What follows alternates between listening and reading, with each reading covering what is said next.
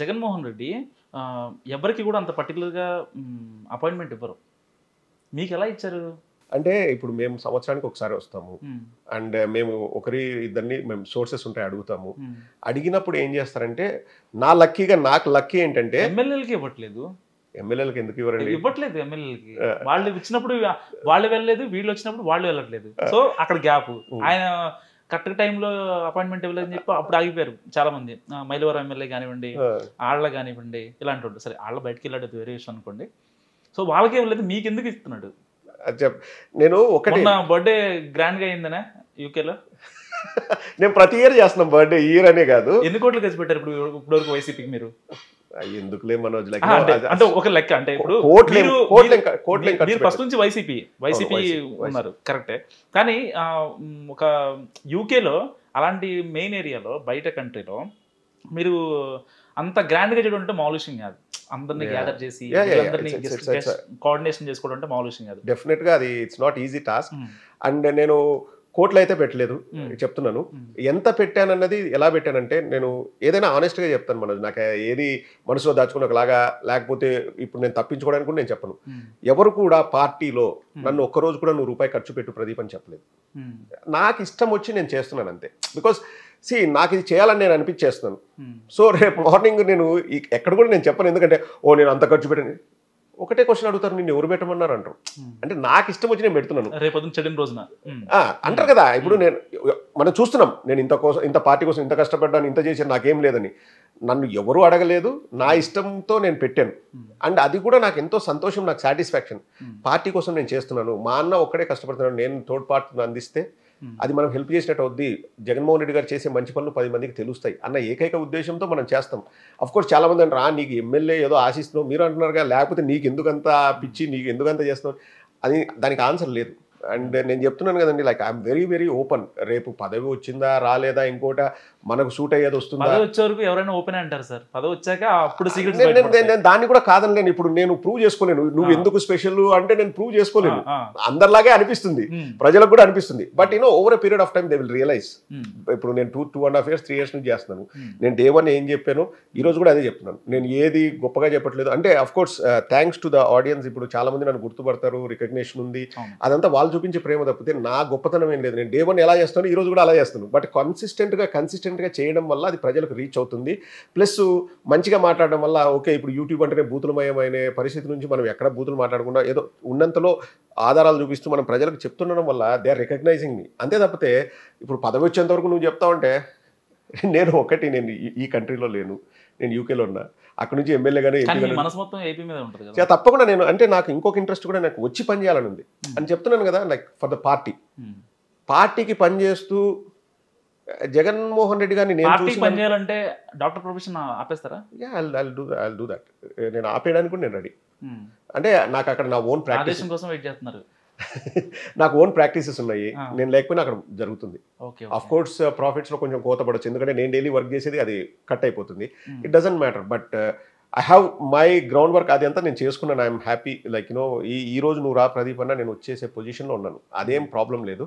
But తెలంగాణలో బీఆర్ఎస్కి పట్టిన గతే ఏపీలో వైసీపీకి పడుతుందా అంటే ఏం చెప్తారు? మరి 2018లో పట్టాలి కదా, అంటే దానికి ఏం చెప్తారు? సెకండ్ టర్మ్ అందుకనే కదా భయపడే కదా ఇప్పుడు మొత్తం మార్పులు చేతులు. అది ఆ క్వశ్చన్ అస్సలు ఈ కాన్సెప్ట్ ఎవరు తెచ్చారో కానీ ఎందుకు. ఇప్పుడు మొన్న కాపు రామచంద్రారెడ్డి ఆయన డిజైన్ చేశారు, జస్ట్ పిలిచేసి నీకు టికెట్ లేదని చెప్పారంట. వాళ్ళకి టికెట్ లేదని చెప్పారు. ఇంకా మైలవరం ఎమ్మెల్యే ఆయనకు కూడా టికెట్ లేదని చెప్తే ఇప్పుడు ఆగిపోతున్నారు. లేదు, వసంత కృష్ణప్రసాద్ గారికి ఇస్తున్నారు. ఆయన వసంత కృష్ణప్రసాద్ ఫస్ట్ ఏం పిలిచినప్పుడు ఆయన వెళ్ళలేదు, ఆయన పిలిచినప్పుడు ఏం రాలేదు. సో అక్కడ ఒక ఇదే ఏర్పడింది. అక్కడ జోగి రమేష్ కావాలని చెప్పి ఎప్పటి నుంచో అక్కడ ఆయన ఉన్నారు. సో వసంత కృష్ణప్రసాద్ ఇలా ఒకళ్ళు కాదు చాలా మంది. రీసెంట్గా మంత్రి అమర్నాథ్కి ఆయనకి టికెట్ లేదని చెప్పారు.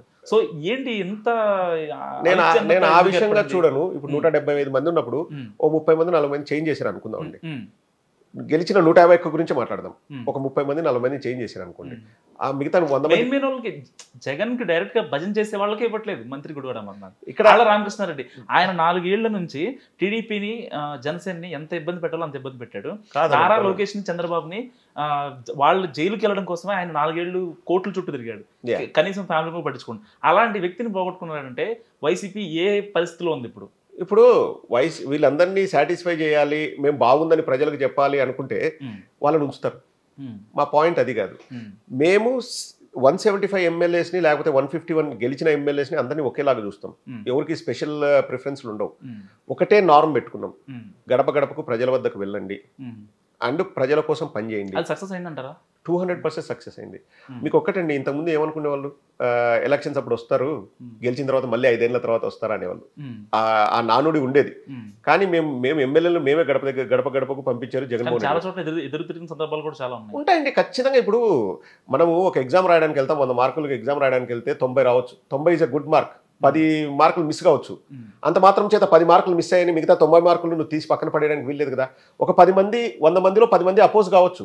ఎస్ ఉంటుంది. ఇంతకుముందు చంద్రబాబు నాయుడు గారు 2019లో ఓడిపోయినా కానీ ఆయనకు 37% ఓట్లు వచ్చేయండి. అంటే 37% are saying Chandrababu Naidu is good.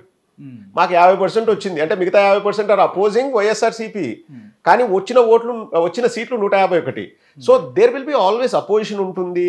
ఎందుకంటే ఇప్పుడు నేను అడిగే ప్రశ్న, మార్పులు చేర్పులతో వైసీపీ గడ్డు కాలం ఎదురయ్యే పరిస్థితి ఉంటుందంటారా? లేదు, మార్పులు చేయకపోతేనే గడ్డు కాలం ఉంటుందని నేను అంటున్నా. ఎందుకంటే ఇప్పుడు ఒకటి మనము ఒక నార్మ్ పెట్టుకున్నామండి, ఒక క్రైటీరియా పెట్టుకున్నాం. You have to be up to the mark. ఆ క్రైటీరియాని ఒక బెంచ్ మార్క్ పెట్టుకుని అక్కడ రీచ్ అవ్వాలని మనం చెప్తాం.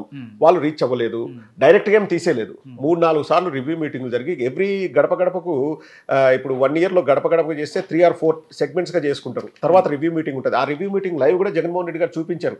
దీంట్లో 15 మంది ఎమ్మెల్యేలు సరిగా పనిచేయలేదు, మీకు వార్నింగ్ ఇస్తున్నాను, మీకు ఏమైనా కావాలంటే ఎక్స్ట్రా హెల్ప్ నేను ఇస్తాను, ఇంకా ఎక్కువ వెళ్ళి ఇంటెన్స్ గా పనిచేయండి, గడప గడపకు వెళ్ళండి, ప్రజల దగ్గరికి వెళ్ళండి, మీరు చెయ్యండి, మీకు ఏమైనా ప్రాబ్లం ఉంటే నేను మళ్ళీ హెల్ప్ చేస్తాను, మళ్ళీ రివ్యూ మీటింగ్లో మీరు తప్పులు చేస్తున్నారో మీరు ఇంప్రూవ్ అయ్యారో కూడా చెబుతాను, ఇంప్రూవ్ అవ్వకపోతే మార్చవలసి వస్తుంది, మన జుట్టు ఉంటేనే కదా మూడేసుకుంటాము, కొప్పు కట్టుకుంటాము, జుట్టే లేకపోతే ఏం చేస్తాము, మన పార్టీయే గెలవకపోతే మనం ఏం చేస్తాము, ఇప్పుడు పార్టీ గెలవాలి కదండి అంతిమంగా. ఇప్పుడు మీరు ఒక్కటండి, మీరు మనోజ్, మీరు కానీ నేను కానీ రేపు వైసీపీ జస్ట్ రిజల్ట్ మనం అనుకునేట్టు రాలేదంటే, లేకపోతే గెలిచిందన్న వీళ్ళు ఏ సైడ్ చూపిస్తాయి? జగన్మోహన్ రెడ్డి సార్ సైడ్ చూపిస్తాయి. మరి ఆయనకు లేని బాధ్యత మనకుందా చెప్పండి? ఆయనకు తెలియదా ఏది చేస్తే మంచిది? కష్టపడ్డ కార్యకర్త మాత్రం వాళ్ళకి ఎలా ఉంటా చెప్పండి. కష్టపడ్డ కార్యకర్త ఎప్పుడు, అఫ్ కోర్స్ నేను గుడివాడ అమర్నాథ్ గారి పాయింట్ ఆఫ్ వ్యూలో కానీ కాపు రామచంద్రారెడ్డి గారి పాయింట్ ఆఫ్ వ్యూలో మాట్లాడమంటే నేను ఆ పొజిషన్లోనే నేను బాధపడతాను. ఎందుకంటే ఎమ్మెల్యేగా ఉండి నాకు ఈ రోజు రాకపోతే నేను కష్టపడ్డానని వాళ్ళు అనుకుంటారు. నాకు రాకపోతే ఏంటనేది అసంతృప్తి ఉంటుంది, బాధ ఉంటుంది. కొందరు వెళ్ళిపోతారు, జంపింగ్ జపాంగులు ఉంటారు, లేకపోతే పక్క చూపులు చూసే వాళ్ళు కూడా ఉంటారు. Hit TV presents like, share, comment. TV వాళ్ళకు కూడా నేను ఒక సర్ప్రైజ్ ఇద్దాం అనుకుంటున్నాను. మీరు మాత్రమే జెస్సీ ఎందుకు అయ్యారు? ఇలాంటి అమ్మాయిలకి పిలవడానికి బాగుంటుంది. చందు సాయికి like you and have a, జనాలకి ఒక పేరు నచ్చిందంటే దీనికి ఒక ప్రాసెస్ ఉంటుంది. ఎందుకు ప్రాసెస్? డైరెక్ట్‌గా వెళ్ళిపోదాం. ఏదైనా ఒకటి మర్చిపోయినావా నువ్వు? మర్చిపోయినా మేడం. ఏం మర్చిపోయావు? నా గుండె. ఏదో ఆ టైంకి మన సుడి బాగుంటే ఎవరన్నా చూపిస్తే రాయగలం కానీ డోర్ టు డోర్ సేల్స్ చేసేవాళ్ళు. శారీ వస్తుంది, శారీలో వెనకాల కట్టుకుని